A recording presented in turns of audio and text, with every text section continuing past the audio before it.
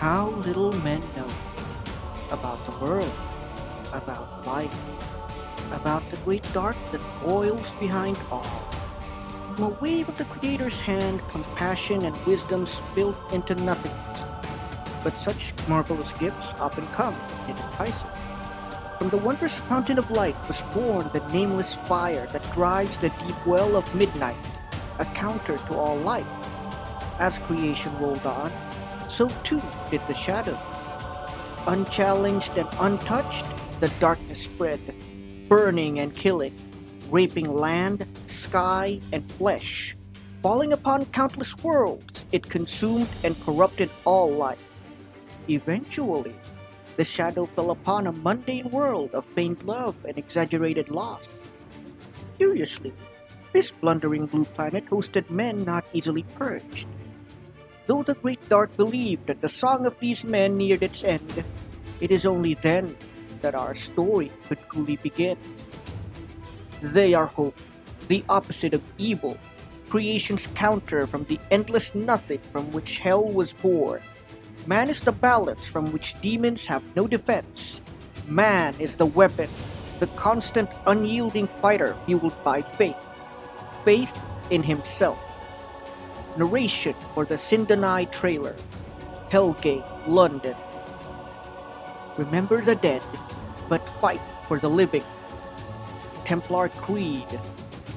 You must always be wary of poorly stored condiments. Templar Lord Arfon. The apocalypse, the end of the world, the twilight of mankind. Nothing appeals more to the audience than the very concept of the end, and not one that we want. From films like Armageddon to games like Diablo, there's no denying the appeal of what the end of all things will be like. Maybe it's all because the apocalypse will bring about the best in people. Perhaps it would be good to know how it all ends rather than being kept in suspense. Or could it be because it is only then, at the end, that we learn the truth of all things, as apocalypse and revelation just mean revealing a hidden truth? In any case, this time we're going to go over a post-apocalyptic game I never got to play, which is Hellgate, London. Hi, hello, and welcome again everybody to another episode of Natural Juan. This time around, we're going to talk about a massively multiplayer online role-playing game called Hellgate London, created by Flagship Studios. Before all else though, I'd like to invite you all to subscribe to my channel and hit that bell for notifications. Special shout out too to Mr. Jonathan Green, my patron in Patreon. If you would also like to support my channel and what I do here, please check my Patreon, PayPal, and Gcash information in the description below. Alright, with everything out of the way, let us step into Hellgate, London. I've always enjoyed MMORPGs, the kind that lets you link up with people from around the world. From games like Ragnarok Online, Firefall, Terra, and Warframe, I can say there's nothing like hanging out with people from all walks of life from just about every corner of the planet. That said, there is one MMORPG that I never got to play but really wish I did. And this is what this video is going to be about.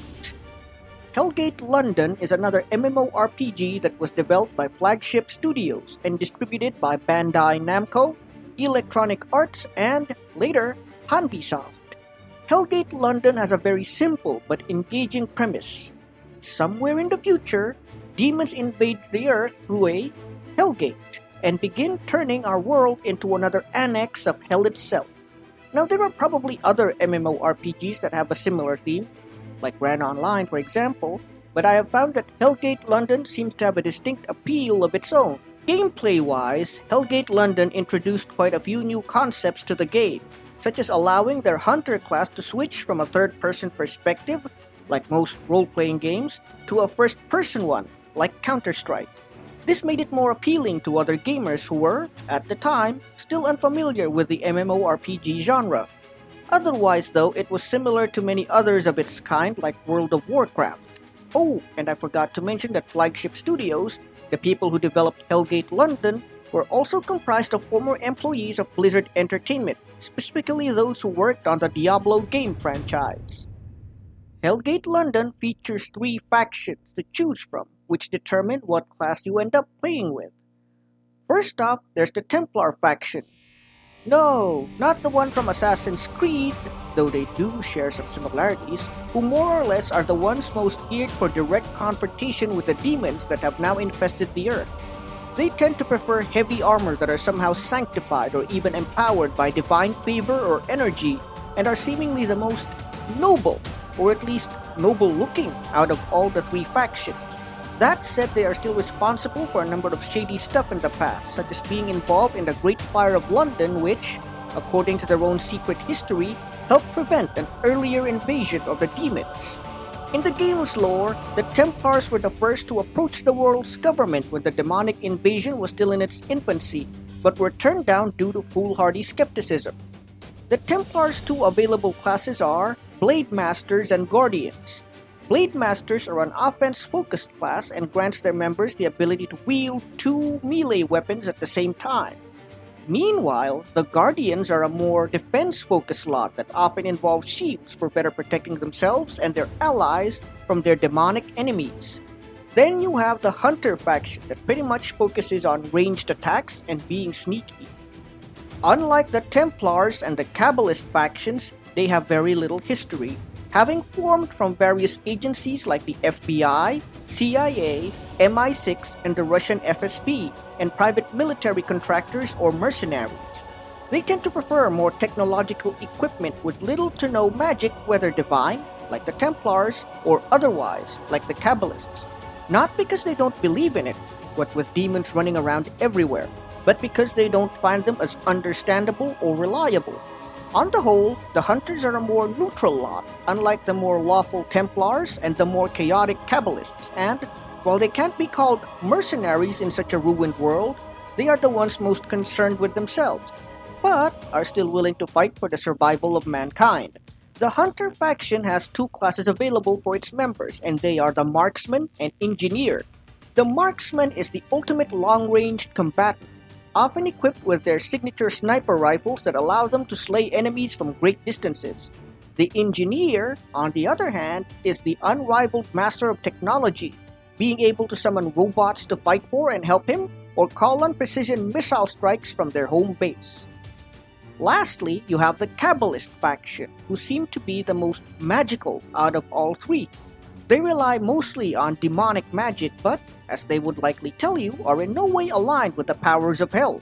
Instead, they go about capturing and killing the demonic invaders that have infested the world and take from them what they need to power their spells. Much like the Templars, Kabbalists have a long secret history that stretches back into antiquity. Various historical figures like Nikola Tesla and Aleister Crowley are thought to be involved in the development of their faction into what they are today. However, as you can probably guess, their penchant for using black magic and the like have made the other factions wary of them, especially the Templars. The two classes available to Kabbalists are Summoners and Evokers.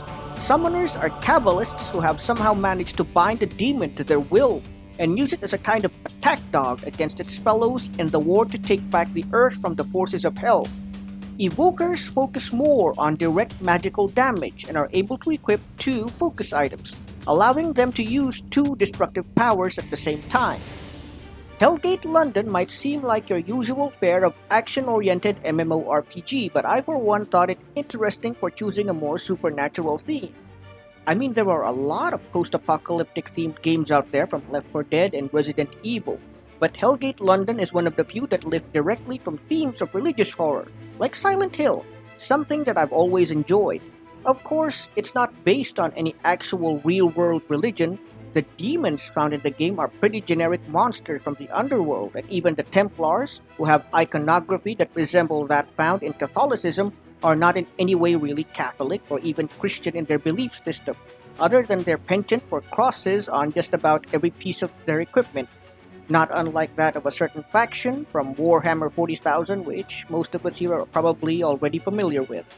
Unfortunately, before I could even get a look at the game proper, its servers shut down. Even during its re-release, I was unable to purchase or play it as I was busy with a lot of other priorities. And then after that, the game seems to just have disappeared altogether from mainstream radar, and I don't really know what's going on with it now. Still, I am hopeful that maybe someday I might get a chance to play it in some way or some form. Anyway, that's it for this episode of Natural Juan. If you enjoyed this video, please subscribe to my channel and hit that bell for notifications. If you would also like to support my channel, my PayPal, Patreon, and Gcash information are all in the description below. Natural Juan, out.